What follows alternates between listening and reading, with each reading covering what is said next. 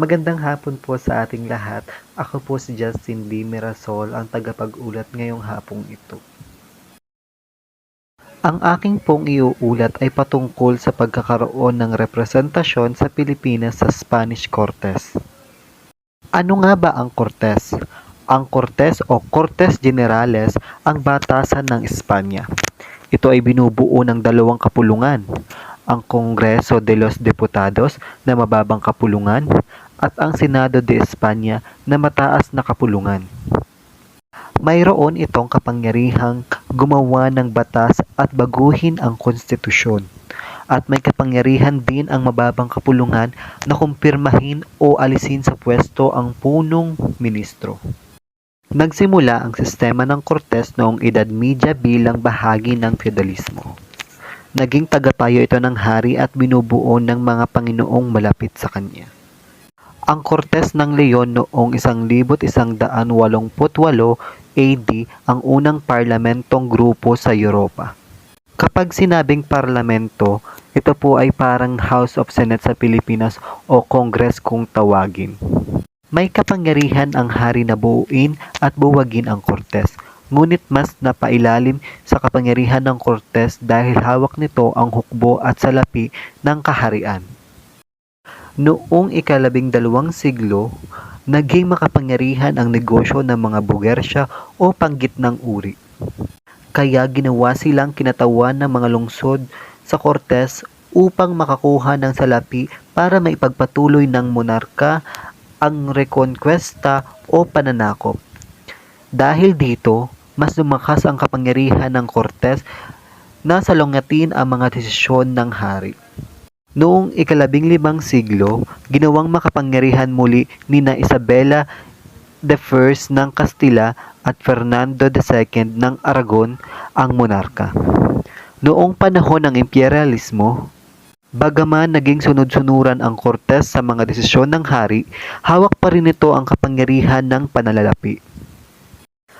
Naitatag ang Cádiz Cortes bilang gobyernong destiyero nang sakupin ni Napoleon Bonaparte ng Prussia ang Espanya noong digmaang peninsular mula 1808 hanggang 1814. Matapos patalsikin ang monarkiya noong 1874, naging monarkiyang konstitusyonal ang Espanya at naging sunod-sunuran ang hari sa Cortes. Noong 1810, pinahintulutan ng pamahalaang Espanya ang Pilipinas na magkaroon ng upuan sa Cortes.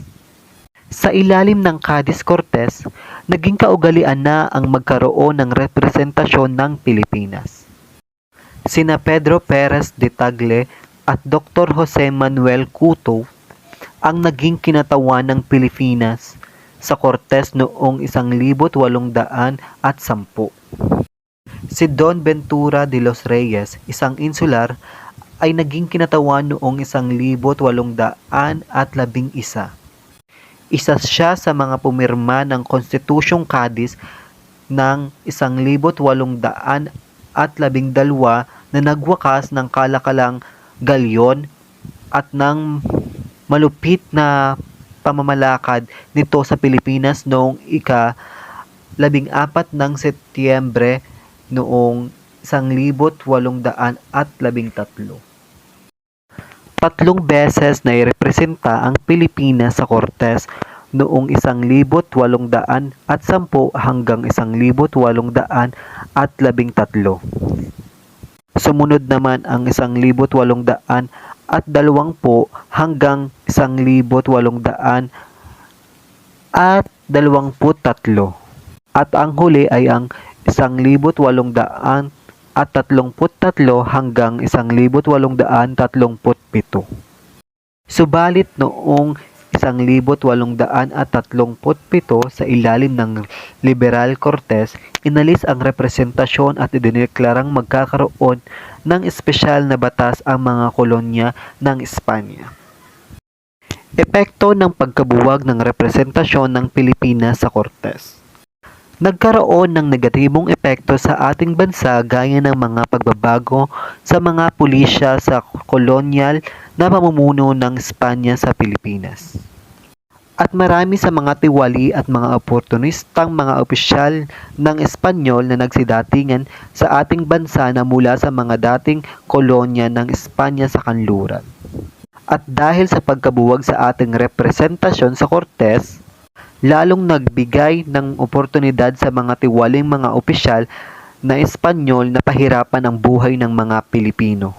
Lalo na't wala na tayong mga kinatawan para idulog ang mga suliranin sa kolonyal na pamahalaan sa ating bansa.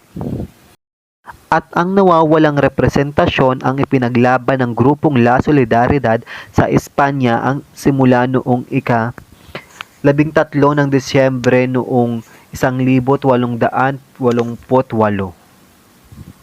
Dito na po nagtatapos ang aking pag-uulat.